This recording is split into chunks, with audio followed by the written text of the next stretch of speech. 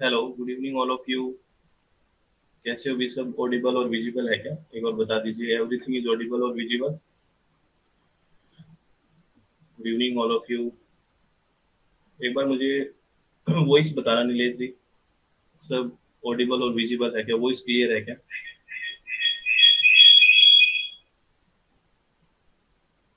अच्छा, everything is Audible और visible. Harleen में। वेरी गुड इवनिंग हरलीन में।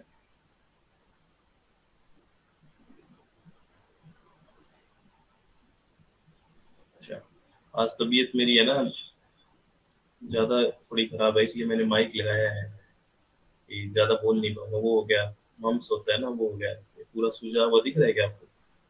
ये पूरी सूजन है यहाँ पे, तो थोड़ा धीरे बोल पाऊंगा। Ritika ma'am very good evening. ये पूरी सूजन है। सुब्रता जी वेरी गुड इवनिंग। ये पूरा ये हो गया, वो जिसको क्या कहते हैं, मम्स बोलते हैं ना, वो हो गया। चलो, वैसे आवाज तो ठीक है ना?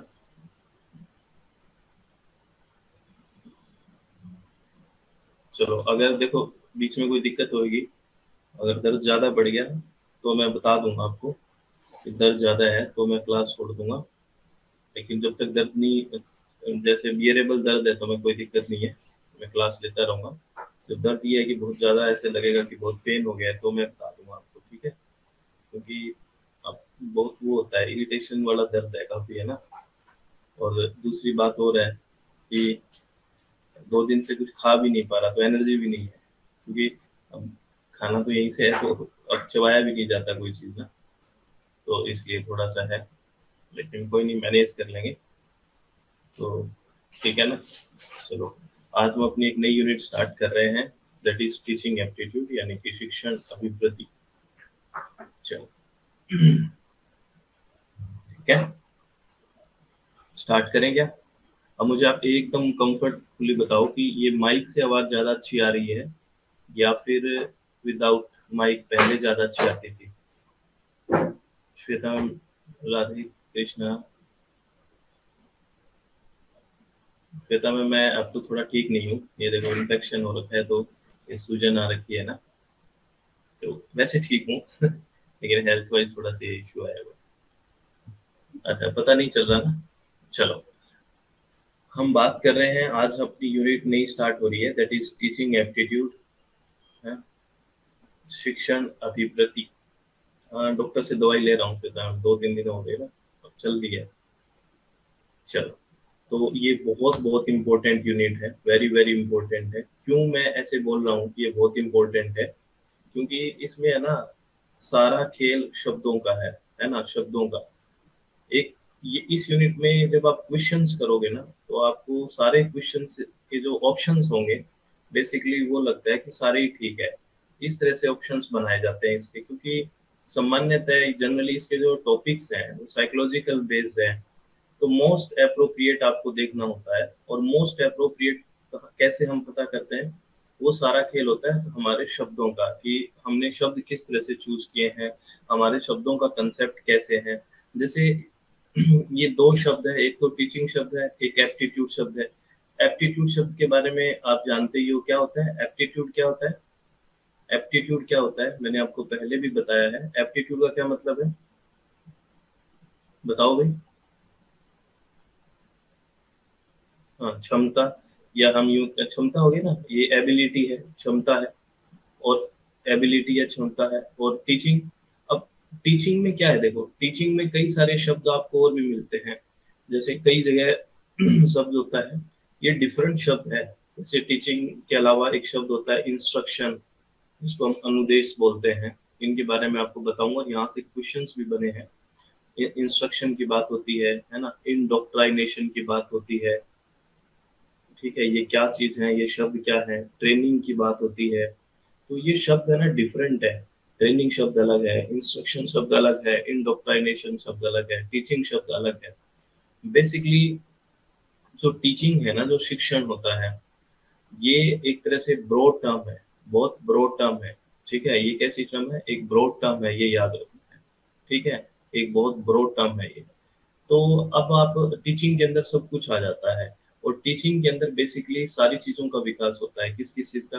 आपका कोग्निटिव विकास भी होता है। कोग्निटिव का मतलब आप समझते हो, जो ब्रेन से संबंधित बात होती है ना। कोग्निटिव मतलब ब्रेन, दिमाग से संबंधित, है ना, वो भी विकास होता है।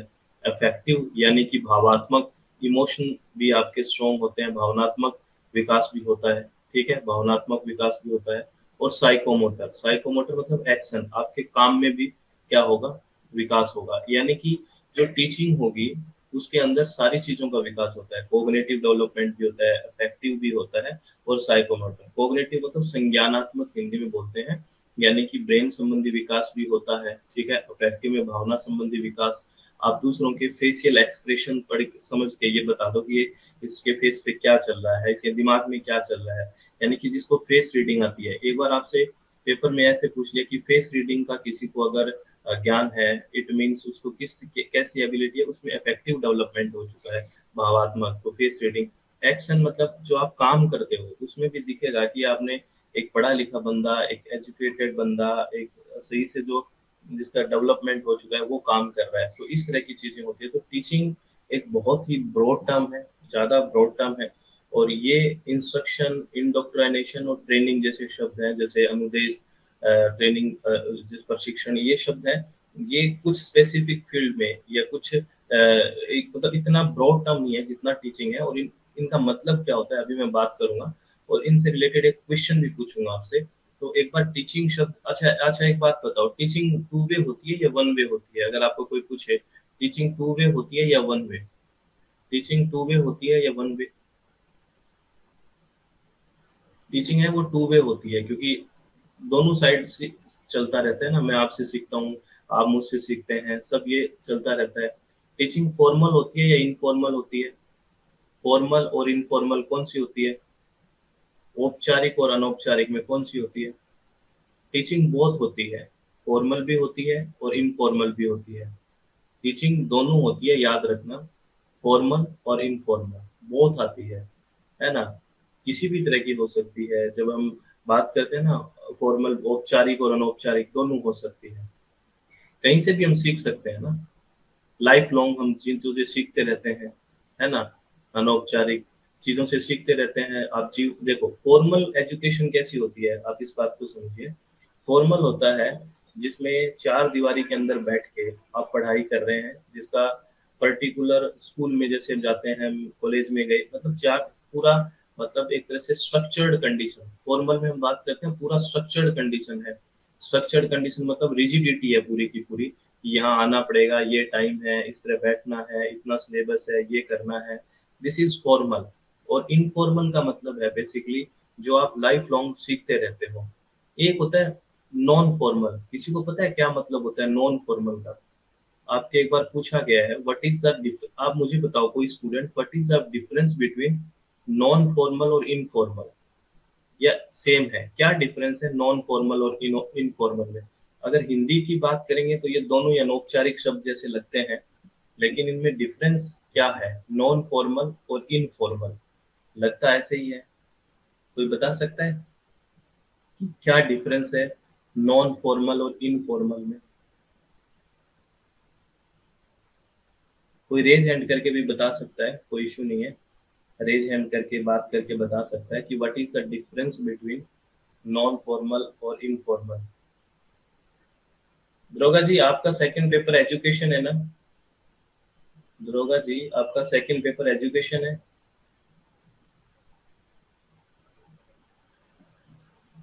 दरोगा जी बताइए, मेरी आवाज आ रही है क्या भाई? मेरी आवाज आ रही है? तो दरोगा जी, आपके सेकंड पेपर में तो कई बार पूछा गया है एजुकेशन में। पेपर वन में भी पूछा गया है, सेकंड पेपर में तो अब की बार भी पूछा गया था। चलो मैं आपको बता देता हूँ। जो नॉन फॉर्मल है ना, नॉन फॉर्मल, देखो हम तीन तरह की बात कर रहे हैं। एक तो फॉर्मल, ठीक है, एक नॉन फॉर्मल और एक इनफॉर्मल। तो जो फॉर्मल का फ्लेक्सिबल रूप है वो है नॉन फॉर्मल। जैसे फॉर्मल तो बिल्कुल स्ट्रक्चर्ड होएगा, बिल्कुल स्ट्रक्चर्ड होएगा, बिल्कुल रिजिडिटी होएगी, तो ये तो है फॉर्मल। और इसी का लचीला रूप फ्लेक्सिबल, जिसमें आप बोलते हो डिस्टेंस एजुकेशन, डिस्टेंस एजुकेशन होती है ना, जिसको प्राइवेट से पढ़ते हैं अपन, डिस्टेंस एजुकेशन वगैरह होती है, वो है नॉन फॉर्मल।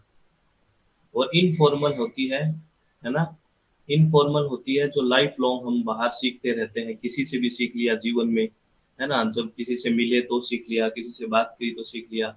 तो बेसिकली नॉन फॉर्मल हम यूं कह सकते, नॉन फॉर्मल में भी आपको पूरी स्ट्रक्चर है, ऐसे नहीं कह सकते कि नॉन फॉर्मल बिल्कुल स्ट्रक्चर नहीं है। नॉन फॉर्मल का भी एक सिलेबस तो होगा ना, डिस्टेंस एजुकेशन का भी, और ये, लेकिन नॉन फॉर्मल और फॉर्मल में डिफरेंस ये है कि जो फॉर्मल है उसमें रिजिडिटी ज्यादा है, ठीक है ना, और नॉन फॉर्मल में रिजिडिटी कम है, फ्लेक्सिबिलिटी ज्यादा है। जैसे डिस्टेंस एजुकेशन करते हैं, है ना, स्कूल में हम पर्टिकुलर जाते नहीं है, या फिर हम कॉलेज, डिस्टेंस एजुकेशन तो जानते ही हो आप, जो कहते हैं हम प्राइवेट कर रहा हूँ मैं, तो वो नॉन फॉर्मल का रूप है। तो यूं कह सकते हो कि for non formal is the flexible form of formal education, और इनफॉर्मल जो लाइफ लॉन्ग हम सीखते रहते हैं। तो ये बात आपको समझ में आई? जैसे दरोगा जी ने भी लिखा, वेरी गुड। ये बात समझ में आई क्या? ठीक है। और टीचिंग एक कॉन्टिन्यूस प्रोसेस है, ये भी याद रखना है। टीचिंग क्या है? एक कॉन्टिन्यूस प्रोसेस है, यानी कि लगातार चलने वाली प्रक्रिया है, क्योंकि हम जीवन पर्यंत कहीं ना कहीं इनफॉर्मल से फॉर्मल से नॉन फॉर्मल सीखते रहते हैं, तो ये एक कॉन्टिन्यूस प्रोसेस है। तो ऐसे कुछ शब्दों की बात कर रहा हूं मैं, जैसे कोग्निटिव शब्द है, अफेक्टिव है, साइकोमोटर है, फॉर्मल है, नॉन फॉर्मल है, इनफॉर्मल है, टू वे है, कंटिन्यूस प्रोसेस है, और टीचिंग एक आर्ट भी है और टीचिंग एक साइंस भी है। ये सब सब लिखे हुए होंगे, आप परेशान मत हो ना, मैं आपका एक थॉट प्रोसेस डेवलप कर रहा हूँ। टीचिंग आर्ट भी है, टीचिंग साइंस भी है। आर्ट मतलब कला, और साइंस मतलब विज्ञान। आपको पता है आर्ट है, क्यों है टीचिंग आर्ट है? क्योंकि हर एक का पढ़ाने का तरीका अपना अलग अलग होता है। देखो बेसिक सी बात आपको मैं बताऊं, मेरे पास भी इंफॉर्मेशन है, किसी दूसरे एजुकेटर के पास भी इंफॉर्मेशन है, हम शेयर तो इंफॉर्मेशन का ही कर रहे हैं ना, कोई गलत थोड़ी पढ़ा रहा है। एक- आप समझिए मेरी बात, मैं क्या कहना चाह रहा हूँ, कोई दूसरा है वो भी पढ़ा रहा है, मैं भी पढ़ा रहा हूँ, कोई और भी पढ़ा रहा है तो हमारे पास इंफॉर्मेशन सी, और इंफॉर्मेशन का एक हम शेयरिंग कर रहे हैं। लेकिन किसी का आपको बहुत अच्छे से समझ में आ जाता है, किसी का समझ में नहीं आता। कुछ लोग सिर्फ मुझसे पढ़ना पसंद करेंगे, कुछ किसी और से पढ़ना। कहने का मतलब एक कला है, किसी को वो आर्ट वो उसकी पसंद है, तो टीचिंग एक आर्ट भी है। और साइंस यानी कि विज्ञान, विज्ञान इसलिए है क्योंकि जो टीचिंग में आपको बताया जाता है कि ये चीज है तो ये क्यों हो रही है, उसका रीजन बताया जाता है, यानी कि साइंटिफिक वे से चीजों को प्रूव करने की कोशिश की जाती है।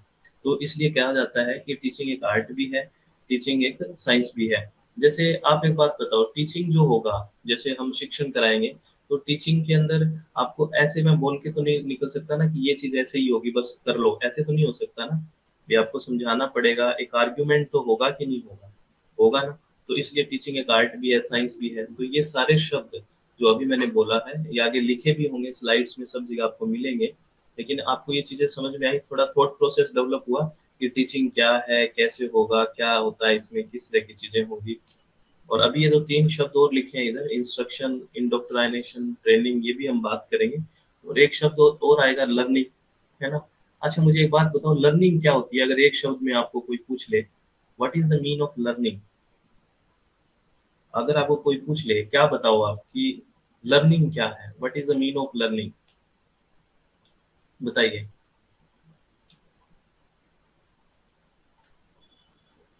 Learn something new, acquiring new knowledge, सीखना, और कुछ?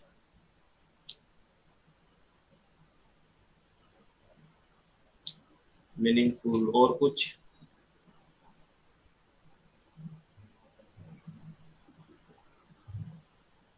सब ठीक कह रहे हैं। अच्छा एक बात और, मैं इसी क्वेश्चन को थोड़ा सा, अगर मैं थोड़ा सा चेंज करूं, मैंने अभी तो पूछा लर्निंग क्या है, जैसे लर्न समथिंग न्यू है, आपका हो गया एक्वायरिंग न्यू नॉलेज हो गया, कुछ चीजें ये ठीक है। लेकिन मुझे एक बात बताओ, what is the main goal of learning? आपसे अगर इस तरह पूछूं मैं, what is the main goal of learning, learning का मुख्य उद्देश्य क्या है? वेरी गुड दरोगा जी, बताइए भी, what is the main goal of learning, main goal of learning.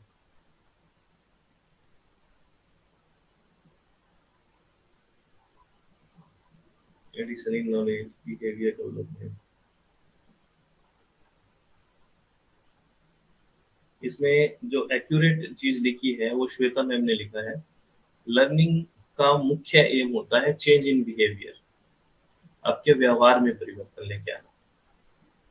सीधी सी बात है, लर्निंग से क्या आएगा, और वो जो परिवर्तन है वो परमानेंट होना चाहिए, टेम्परेरी नहीं होना चाहिए।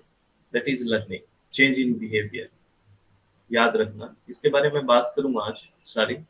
लेकिन ये जैसे देखो, ये अब किसी ने, अगर आप देखो ना, तो किसी ने गलत नहीं लिखा, अपने हिसाब से लिखा, लेकिन अगर ऑप्शन आपको चूज करने होते चारों में से, तो लिखना होता चेंज इन द बिहेवियर, ये बेस्ट ऑप्शन होता है। चलो मैं बात करूंगा, अभी आगे बढ़ते हैं और इन शब्दों के बारे में जानते हैं। सबसे पहले अगर टीचिंग की बात करें, शिक्षण, अभी जो हमने बात की उनको धीरे धीरे पढ़ते हैं। टीचिंग क्या है? The process of imparting knowledge and information to someone else. The primary goal of teaching is help to learner understand and retain the information being taught. क्या बोला रहा है? शिक्षण किसी अन्य को ज्ञान और जानकारी प्रदान करने की प्रक्रिया है। शिक्षण का प्राथमिक लक्ष्य है शिक्षार्थियों को सिखाई जा रही जानकारी को समझने और बनाए रखने में मदद करना है। ठीक है ना? यानी कि शिक्षण का जो मेन काम है कि आपको जो चीजें हैं, लर्नर को उसको समझाना, और जो चीजें हैं उसको रिटेन करना, कि हाँ भाई मेरे को याद है, ये चीजें सिखाने में और याद रखने में मदद करना, ये है। और इंडोक्ट्राइनेशन एक अलग शब्द है। बेसिकली इंडोक्ट्राइनेशन को अगर हिंदी में बात करें तो उपदेश भी लिखाता है। इसमें ब्रेन वॉशिंग होती है। ब्रेन वॉशिंग का मतलब occur when teachers get student to believe things without enabling them to rationally evaluate the belief। उपदेश तब होता है जब शिक्षक छात्रों को मान्यताओं या तर्क संगत मूल्यांकन करने में सक्षम किए बिना चीजों पर विश्वास करवाते हैं। इसका मतलब क्या है? जैसे कई ऐसे होता है ना कि मैंने बोल दिया बस ये मान लो आप, है ना, उसमें ब्रेन वॉशिंग। जैसे कई बार हम किसी के पास चले गए, है ना, और उसने कह दिया कि आप ये कर लो सब ठीक हो जाएगा, तो आप आर्ग्यूमेंट नहीं करते ना, क्योंकि हम कहते हैं चल यार उन्होंने कहा है तो करके देख लेते हैं। कभी ऐसे बोला है क्या कि ऐसे करेंगे तो ऐसा क्यों होगा, है ना? जैसे किसी संत महात्मा या किसी भी जिसको मानते हो आपसे उन्होंने कहा कि आप ऐसा कर लीजिए ये ठीक हो जाएगा, तो हम करने लग जाते हैं वैसा का वैसा, है ना, बिना किसी हम रेशनल हुए कोई तर्क थोड़ी करते हैं। तो ये एक तरह से ब्रेन वॉशिंग या इंडोक्ट्राइनेशन हो सकता है या होता है ये। ठीक है, तो अगर टीचिंग में करें ये इस तरह की चीजें का काम होती है, जब कोई टीचर पढ़ा रहा हो और स्टूडेंट्स को ये बोल दे कि जो मैंने बोल दिया ना ये ठीक है, बस आप इसके पीछे मत जाइए, उसके पीछे कोई भी वो तर्क या ऐसे मूल्यांकन नहीं करता किसी भी तरह का, तो उसको हम क्या बोलते हैं? इंडोक्ट्राइनेशन। तो यूं कह सकते हैं कि इंडोक्ट्राइनेशन में किसी भी तरह का कोई भी आर्ग्यूमेंट नहीं होता है। जैसे इस नीलेश जी ने लिखा है कि विदाउट एनी रीजन हम चीजों को मान लें, हमें नहीं पता कैसे हो रहा है, बस टीचर ने बोल दिया ना, थोप दिया एक तरह से कि ये चीज ऐसे भी ऐसे, उपदेश की तरह मान लो बस, तो ये होता है इंडोक्ट्राइनेशन। अगर बात करूं ट्रेनिंग में, जैसे नाम ही कह रहा है, ट्रेनिंग एक प्रशिक्षण होता है, ठीक है ना। और आपने देखा होगा जैसे ट्रेनिंग दी जाती है, जैसे हमारे फौजी भाइयों को ट्रेनिंग दी जाती है, या फिर कहीं भी आप कोई जॉब करते हो, है ना, किसी भी तरह की, तो जॉब से पहले स्पेसिफिक आपको एक ट्रेनिंग दी जाती है ना, ट्रेनिंग दी जाती है। तो ट्रेनिंग में क्या होता है, आपको जो फोकस कहाँ होता है, आपकी स्पेसिफिक कोई स्किल या उसका कोई भी एबिलिटी डेवलप, एक विशेष फील्ड में, एक विशेष क्षेत्र में, जैसे जिस चीज के लिए ट्रेनिंग दी जाएगी उसमें आपको कोई स्पेसिफिक स्किल या एबिलिटी सिखाई जाएगी। ऐसे यहाँ पे जैसे हम टीचिंग में तो क्या बात करते हैं, सब कुछ सिखाया जा रहा है, ब्रॉड लेवल है ना। इंडोक्ट्राइनेशन में क्या था, सिर्फ ब्रेन वॉश है, तो वो हो गया, है ना। हाँ, जैसे रियल लाइफ एक्सपीरियंस की बात हो गई, जैसे ट्रेनिंग में, जैसे तो training is form of education that focus on developing specific skills and abilities. शिक्षा का एक रूप है जो विशिष्ट कौशल और क्षमताओं को विकसित करने में केंद्रित है। It is often use in professional context such as the work place और इन स्पोर्ट्स। जो स्पोर्ट्स वगैरह होती हैं, खेल में कहते हैं ना कि इस चीज को करिए बार बार आप अच्छा खेलोगे, या कोई प्रोफेशनल कॉन्टेक्स्ट में कहीं भी होता है कि भी चलो ये स्किल डेवलपमेंट कीजिए। तो training involve providing learner with hand on experience and practical exercise that stimulate real world situation. जैसे अभी हम बात कर रहे थे, जैसे दरोगा जी ने भी लिखा कि ये कि वास्तविक दुनिया को, इस स्थिति को अनुकरण कराता है, ट्रेन करता है। जैसे टीचर ट्रेनिंग प्रोग्राम भी चलते हैं कि कैसे पढ़ाना है, किस तरह से होना है। The primary goal of training is to prepare learner for specific task और रोल। तो अगर आपको पूछे कि प्राइमरी गोल क्या है ट्रेनिंग का, तो ट्रेनिंग का क्या होगा, कोई स्पेसिफिक टास्क और के लिए तो उसको ट्रेन किया गया है, तो उसको उसी तरह से लर्न करवाना। तो याद रखना, जहाँ पे स्पेसिफिक स्किल और एबिलिटी की बात है वहाँ ट्रेनिंग की जाएगी। जैसे यहाँ ट्रेंड किया जा रहा है, किसी को प्रशिक्षण दिया जा रहा है, और प्रशिक्षण क्या होता है, कोई स्पेसिफिक ही दिया जाएगा। तो प्रशिक्षण का प्राथमिक लक्ष्य शिक्षार्थियों को विशिष्ट कार्यों या भूमिकाओं के लिए तैयार करना है। तो ये शब्द आपको समझ में आ रहे हैं कि कैसे डिफरेंट है टीचिंग से? बताइए, समझ में आ रहे हैं क्या? चलो, एक शब्द जैसे हमारा है इंस्ट्रक्शन। इंस्ट्रक्शन इंस्ट्रक्शन शब्द का मतलब होता है निर्देश देना किसी को। जैसे हम किसी को निर्देश देते हैं, तो ये क्या है? Instruction is form of teaching that focus on providing step by step guidance on how to perform a particular task और एक्टिविटी। देखिए कितना थिन लाइन डिफरेंस है। निर्देश में क्या होता है? निर्देश शिक्षण का एक रूप है जो किसी विशेष कार्य या गतिविधि को करने के तरीकों पर चरण दर चरण मार्गदर्शन कर प्रदान करने पर केंद्रित है। इसमें जैसे मैं आपको इंस्ट्रक्शन दे रहा हूँ कि ऐसे ऐसे, जैसे आपके एडमिट कार्ड पे इंस्ट्रक्शन लिखी आती है, इंस्ट्रक्शन लिखी आती है कि आपको ये करना है, फिर ये करना है, इतने बजे जाना है, ये पेन लेके जाना है। स्टेप बाय स्टेप गाइडेंस देते हैं कि नहीं आपको? इंस्ट्रक्शन स्टेप बाय स्टेप होता है। तो यही है, instruction is a form of teaching that focus on providing step by step guidance on how to perform a particular task और एक्टिविटी, है ना। और इसका प्राइमरी गोल क्या होगा? सीधी सी बात है, ये स्टेप बाय स्टेप कर रहा है तो ये चाहता है कि आप जो भी एक्टिविटी कर रहे हो, जो भी टास्क कर रहे हो, वो बिल्कुल करेक्ट करो और इफेक्टिवली करो। The primary goal of instruction is to ensure that learner can perform the task और एक्टिविटी करेक्टली एंड इफेक्टिवली। ठीक है ना। निर्देश का प्राथमिक लक्ष्य यह सुनिश्चित करना है कि शिक्षार्थी कार्य या गतिविधि को सही और प्रभावी ढंग से निष्पादित कर सके। ये ध्यान रखना है। It is about breaking down complex information. अब क्या होता है, बहुत सारी कॉम्प्लेक्स इंफॉर्मेशन होती है ना। उस कॉम्प्लेक्स इंफॉर्मेशन को छोटे छोटे टुकड़ों में तोड़ के आपको सिखाना, this is instruction. So it is about breaking down complex information into meaningful piece so that learner can understand and apply it।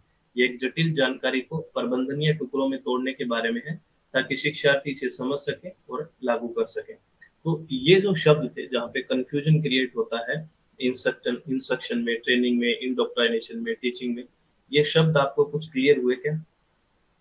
बताइए, ये शब्द आपको कुछ क्लियर हुए? पक्का? अच्छा, चलो अब इससे रिलेटेड जो मैंने शब्द पढ़ाए हैं, इससे रिलेटेड एक क्वेश्चन पूछूं क्या?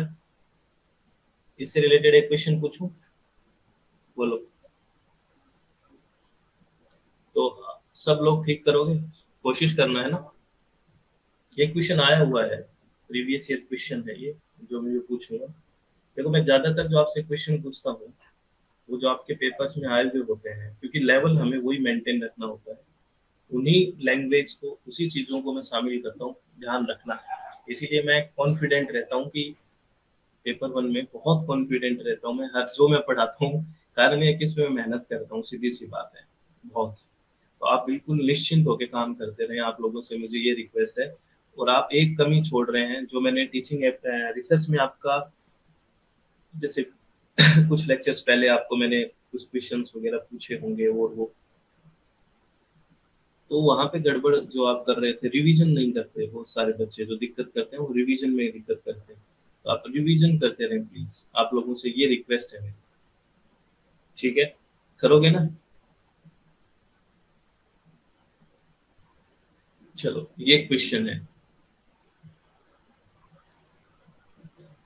ये क्वेश्चन है, कह रहा है the modality of teaching has to be differentiated from training और instruction in terms of which of the following learning outcomes. शिक्षण के तौर तरीकों को निम्नलिखित में से किसके संदर्भ में प्रशिक्षण या निर्देश से विभेदित करना है? ये चार ऑप्शंस हैं। आराम से सोचिए, क्वेश्चन को समझने की कोशिश कीजिए। All the very best.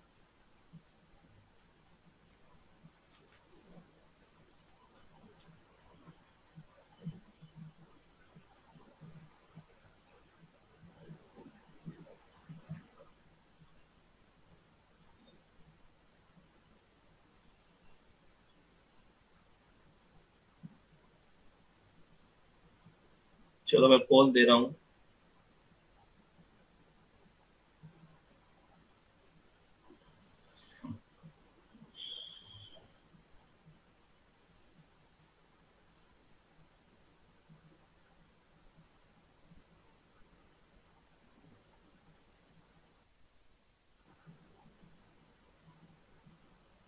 बस यही निराशा की बात है जो आप लोग ने ठीक नहीं की। सिर्फ 20, 25, 30% लोगों ने ठीक आंसर किया है। पहले इस क्वेश्चन को समझिए। मैंने कहा था कि इस क्वेश्चन को समझो, ये कहना क्या चाह रहा है। चलो कोई बात नहीं, पहले क्वेश्चन को समझो क्या रहा है। The modality of teaching has to be differentiated from training और instruction in terms of which of the following learning outcome. ये कह रहा है कि जो टीचिंग है यानी कि शिक्षण है, उसको आप प्रशिक्षण या निर्देश से कैसे विभेदित कर सकते हैं। या यूं कहो कि जो टीचिंग है वो ट्रेनिंग और इंस्ट्रक्शन से किस तरह से अलग है। यानी यूं कह सकते हो कि टीचिंग है उसमें किस तरह के ऐसे परिणाम आते हैं जो ट्रेनिंग और इंस्ट्रक्शन में नहीं आते लेकिन टीचिंग में आते हैं। यानी कि आपसे सीधा सीधा ये क्वेश्चन ये पूछ रहा है कि टीचिंग है वो ट्रेनिंग और इंस्ट्रक्शन से अलग किस तरह से है, आपसे ये पूछा है। ठीक है, तो आप मुझे एक बात बताइए। मैंने आपसे शुरुआत में कहा था कि टीचिंग के अंदर आपका सारी चीजों का विकास होता है। आपका कोग्निटिव डेवलपमेंट भी होता है, अफेक्टिव भी होता है, साइकोमोटर भी होता है। तो जब ये सारी चीज डेवलपमेंट होगा तो आप में क्रिटिकल और क्रिएटिव थिंकिंग का विकास तो यही करेगा। आप मुझे एक बात बताइए, ट्रेनिंग के अंदर आप क्रिएटिव थिंकिंग क्या करोगे। आपको ट्रेन किया जा रहा है तो ट्रेनिंग में तो आप क्या करोगे, जो आपको ट्रेन जिस तरह से डिसिप्लिन और पैटर्न इस हिसाब से काम करना है इसी तरह से काम करिए। जैसे फौजी भाई हैं अपने, उनको ट्रेन किया जाता है डिसिप्लिन हिसाब से ऐसे करिए, आप ऐसे करिए, इसी तरह से बिहेव करना है, इस सिचुएशन में ये डिसीजन लेना है। क्या आप अपनी मर्जी से डिसीजन लेते हो क्या ट्रेनिंग, जब आपको ट्रेनिंग किया जाता है। जब आपको किसी स्पेसिफिक चीज में ट्रेन किया जाएगा तो आप मर्जी से डिसीजन लोगे क्या। आपको तो वैसा ही बिहेव करना है जिस तरह से आपको बिहेव करना सिखाया गया है, जिस तरह से आपको डिसिप्लिन में रहना सिखाया गया है, आपको ट्रेन ऐसे किया गया है। और इंस्ट्रक्शन है, इंस्ट्रक्शन में आपको क्या किया गया था। इंस्ट्रक्शन में आपको, मैंने इंस्ट्रक्शन दे रहा हूँ आपको कि भाई ऐसे ऐसे ऐसे ऐसे ऐसे काम करना है। यानी कि मैं कॉम्प्लेक्स चीज को आपको सरल तरीके से समझाने की कोशिश कर रहा हूँ। इसमें आपका क्रिटिकल और क्रिएटिव थिंकिंग यानी कि आपको खुद का डेवलपमेंट की बात मैं सिखाने की कोशिश कर रहा हूँ, है ना, कि आप विचारों को अच्छे से समझ पाओ, ढंग से सीख पाओ। लेकिन जो क्रिएटिव थिंकिंग होगी, क्योंकि इसमें सबसे ज्यादा आर्ग्यूमेंट रहता है टीचिंग में, आप समझने की टीचिंग इसीलिए तो कर रहे हैं कि इससे आपका क्रिटिकल और क्रिएटिव थिंकिंग का विकास हो, गंभीर और रचनात्मक सोच विकसित हो। समझ में आया। अरे बताओ, क्यों फीडबैक किस में देते हैं आपको, आपको ऐसे बोला ऐसे ही करना है तो वहां क्यों इंस्ट्रक्शन ट्रेनिंग, यहाँ पे क्यों फीडबैक आएगा कि मेरे ऐसे ही करने का बोला ऐसा ही करूंगा। बात समझ में आई कि नहीं आई। समझ में आई बात। देखो ये क्वेश्चन अच्छा क्वेश्चन था लेकिन अब समझ में आना जरूरी है।